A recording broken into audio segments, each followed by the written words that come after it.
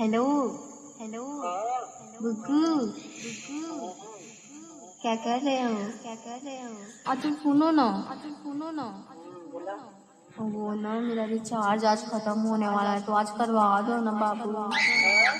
Recharge खत्म होने वाला है, आज करवा दो। तो बात कैसे करूंगी, रिचार्ज खत्म होने वाला है ना।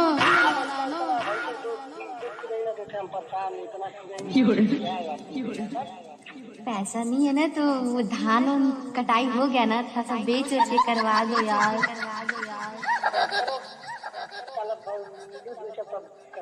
तुम्हारा दिमाग खराब है क्या?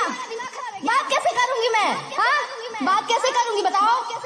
जानते हो ना, बात नहीं करती हूँ तो सोती नहीं हूँ मैं। रिचार्ज करवा दो अभी।